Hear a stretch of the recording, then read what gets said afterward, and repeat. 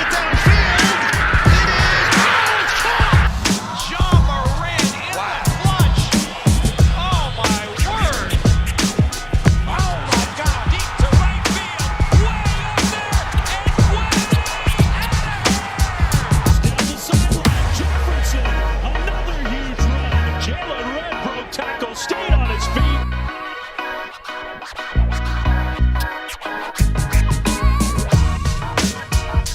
What's poppin', everybody? Blake Neiman at you with another episode of Blake's Take, and we will start talking about the Nets once again here today, as they have so much drama surrounding their team. It seems like there's always news about them circulating around the association, and since it's the 2021 NBA season, we better get the pregame injury rundown first in this game between the Miami Heat and the Brooklyn Nets, as Jimmy Butler was out due to an ankle injury, Victor Oladipo was out due to a knee injury, and Harden was out for his sixth straight game to that same hamstring injury.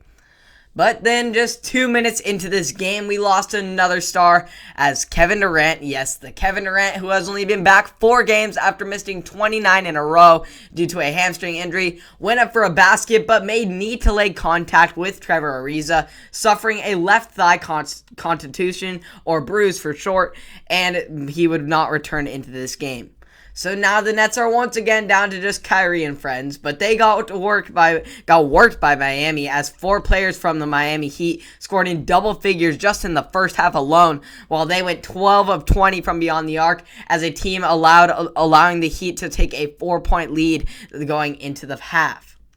The Heat had a 7-point lead midway through the fourth and were looking pretty solid, but then the Nets would go on a 13-0 run, highlighted by a pair of near-identical Landry Shamet threes to take 6-point lead down the stretch. But here come the Heat as Gordon Dragic lobs one up to Adebayo while Ariza would follow in the paint, and Kyrie would miss a chance for the huge 3 dagger as Dragic would then get the rebound off the miss and took it coast to coast for the bucket to tie it all up 107 apiece, just like that.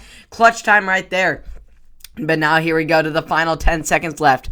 Adebayo holds the ball down, makes a move left, sets up for the block, and hits the shot for the win. The first buzzer beater of his career. The Heat now snap their 3-game losing streak, while the Nets have now dropped 3 of their last 5 games. Hopefully KD's injury is just the day-to-day and isn't too serious, because I want to see this big 3 actually start to play together. When this team got put together and Harden got traded to the Brooklyn, we thought it couldn't possibly be real. And we were kind of right, as the big 3 has only played a whopping 7 games this season together. Injuries this season have really just put a sour spot in what could have been one of the most exciting seasons in NBA history. The matchups we could have had in the regular season between full roster Nets versus full roster Lakers, full roster Nets versus Sixers, Jazz, and so many others. It could have gone down on the list. I can just go down the list of a few of the names that you might recognize who are currently out just all across the association. Donovan Mitchell, Jamal Murray, LaMelo Ball, Zach LaVine, James Wiseman, Jimmy Butler, Victor Oladipo, Shai Gilgeous-Alexander, Spencer Dinwiddie, Damian Lillard, Anthony Davis, Klay Thompson, James Harden, Kevin Durant, and LeBron James. All of those guys are currently out. Oh my gosh. What is going on in the NBA? Many of these top stars are not even playing due to injuries they have suffered this season. I'm so glad that we at least still have Curry, because this season has been just ruined by injuries, and it may just go down as one of the worst entertaining seasons in NBA history. Speaking of Curry, though, being entertaining, let's talk about his insane performance this past week. Although many other injuries are past the association, we can't worry about that because, we obviously as fans, we're going to be worried about it, and we're going to be frustrated that we don't get to watch our stars play, and that's frustrating all in all, but Curry basically made up this week for all those stars. As Saturday night, Curry put up 47 points in a loss to the Boston Celtics, adding to his historic 10 games over 30 points run that ties the great Kobe Bryant for the most consecutive games with 30 points over the age of 33. The Warriors' success this season has hinged on Curry's consistent greatness, a level that he seems to raise every game now. Curry went 15 of 27 from the field in Boston, including 11 of 19 from beyond the arc, making the 20th time in his career he has made 10 or more three-pointers in a game, adding to his NBA record that he just wipes past the others. Second place is only with 5. Over this past week, here are Curry's stats. On Monday, he drops 53. Wednesday, 42. Thursday, it seems abnormal that he scored 33. And of course, he finishes the week off in Boston with 47 on Saturday. For the past 10 games, or the entire month of April, you could say, he has averaged 39.1 points per game. 39! 55% from the field, 49% from 3, and 90 from the line. It is just unreal the things this guy does. He is the greatest shooter of all time, undoubtable, and is proving to be the most lethal offensive threat and weapon in the NBA, even with everyone fully healthy. It's exciting to see Curry just totally carry this Warriors team in an attempt to make the playing game. But whether or not his legacy is just fully restored, and this season he should definitely be at the top of those MVP conversations. After the stretch he is currently having, who knows how long it could go, because he is just going off right now, and it doesn't seem like any team is going to stop him. So it'll be exciting to continue to watch Curry, and hopefully we'll maybe get some other star talent that we can watch other than just Golden State games. As far as MLB, let's talk some baseball, starting off with a big competitive Southern California rivalry, as the top two NL teams in the Dodgers and the Padres squaring it off down in San Diego. On the mound, it was a battle of Cy Young winners, as Trevor Bauer got the start for the Dodgers, while Blake Snell got the start for the Padres. As the last time the Dodgers saw Snell was when he was pounding the zone, getting strikeout after strikeout against them until he got pulled in Game 6 of the World Series for the Rays, and they ultimately won. The Dodgers were not going to let that Snell get ahead of them this time, though, early, as Chris Taylor launched a 2-run shot to the upper deck to take the 2-0 lead in just the top of the second. As for Bauer, he got to work early as he struck out 4 batters and gave up no earned runs through the first 3 innings. However, he left one hanging in the 4th, and Jake Cronenworth took advantage as he sent one deep right field for the solo shot for the only earned run of Bauer's day through 5. Blake Snell then finished his part as he got some more outs, as he finished with 5 innings pitched on 7 strikeouts and just 2 earned runs off of that 1 homer. However, in typical Padres fashion, they started teeing off of the Dodgers bullpen as Eric Hosmer hit a double to left that tied it all up 2 apiece. Hosmer would then get up again in the 8th. This time, he would single up the middle for the RBI to take the lead.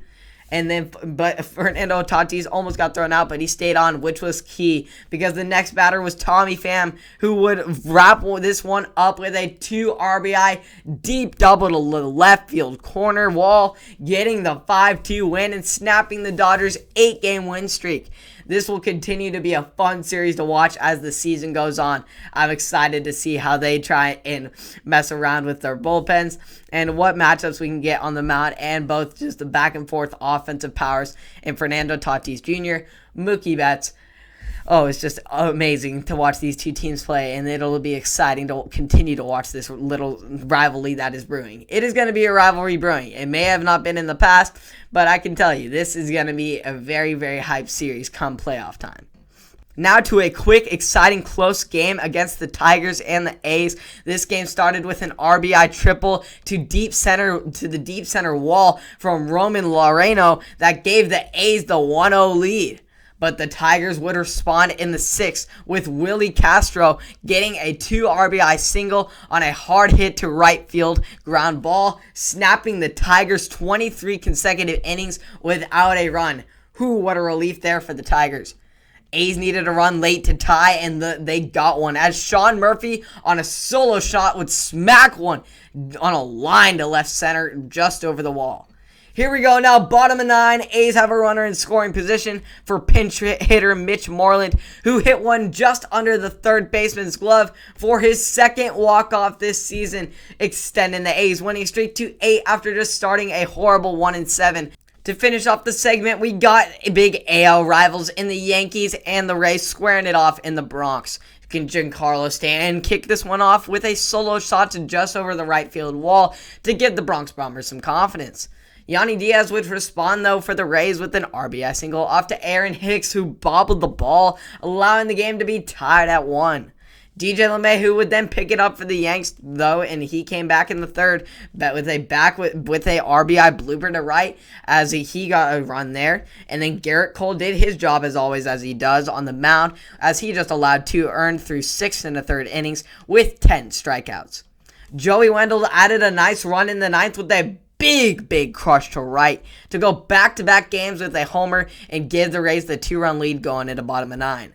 Yankees would try and get a rally going late, but they were stopped dead in their tracks as they Roughond Odor would line out in the second base and end the game right there. Yankees now fall to 5-10, their worst start since 1997, and are now 3-15 in their last 18 games against the Rays. Yikes, really sorry to be a Yankees fan right now. Offensively, they're great, but defensively, oh man, the errors are just adding up too much for them. And the bullpen definitely behind Garrett Cole needs to get better because they also give up there. So hopefully the Yankees can figure it out defensively, because offensively they pretty much are doing very well. They definitely have to make some improvements at the plate, but it's doing decent. It's doing all right. But the defense is out of control. That needs to be fixed immediately if they want to be even a contender to get into a wild card spot for the playoffs. College basketball, here we come, and the time has finally come as Chet Holmgren, the number 1 ranked senior in the country and projected number 1 pick in the 2022 NBA draft, committed to, drumroll please, Gonzaga. Chet Holmgren is close friends with and a former high school teammate of and AAU teammate of Jalen Suggs, who just finished a stellar freshman season, as we all saw at Gonzaga, and is now projected to be a top 5 pick in this summer's NBA draft. He had a lot of influence, he said of Suggs. He is someone I know and trust. We had a lot of casual conversations. He is both a friend and a teammate. I get hear it firsthand from him. I would watch him play and watch how the team plays. Then we would talk. It's a culture where everyone comes and is willing to work. Holmgren had a dominant senior season of Minnehaha this past season, averaging 20.8 points, 12.6 rebounds, 4.5 assists, and 4.7 blocks while shooting 80% from the field.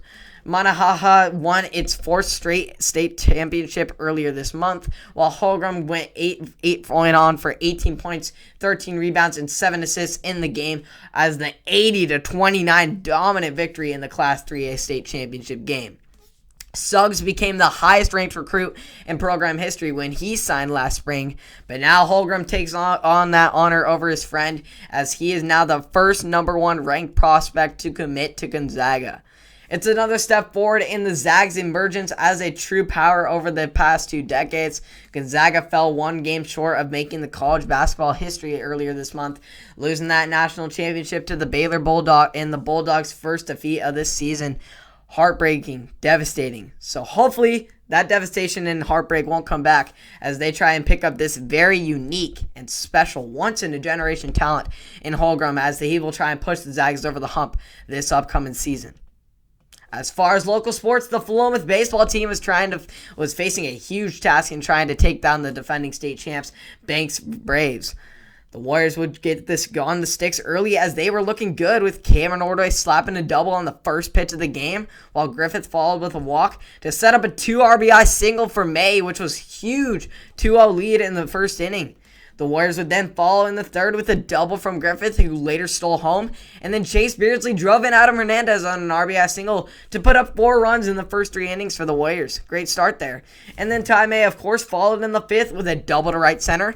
Alec Russell got hit by a pitch to get on base and set up a 2 RBI smash to left for Beardsley as the Warriors were looking as if they were going to compete well, putting up a solid offensive performance. However, the Warriors struggled on the mound, and their defense was struggling as well, as they gave up 11 earned runs off of the Braves' impressive offense, who's got 11 hits to get their 4th straight win by mercy rule this season. The Warriors will attempt to bounce back as they head into their league schedule in a very tough opponent in the Sweet Home Huskies on Wednesday and Thursday, looking to try and finish the league strong and regroup because we are hoping to see this team again in the playoffs and get our redemption and get that. We were very just all over the place yesterday and really not smooth and in rhythm, and hopefully in the short period of time of 4 weeks we can get there and get to that really elite level that we should be at as the Philomath baseball program is well known for. So we'll try and bounce back. The Philomath baseball team defensively is going to really grind down and battle down as they try and improve and hopefully see these Banks Braves once again in the postseason. So thank you for tuning into another episode of Blake's Take. Hope you enjoyed all of the craziness in the NBA. Just not enjoyed it as a fan. It is horrible to see all these players injured, and I don't know if I've ever seen anything like this with this many stars out of the league.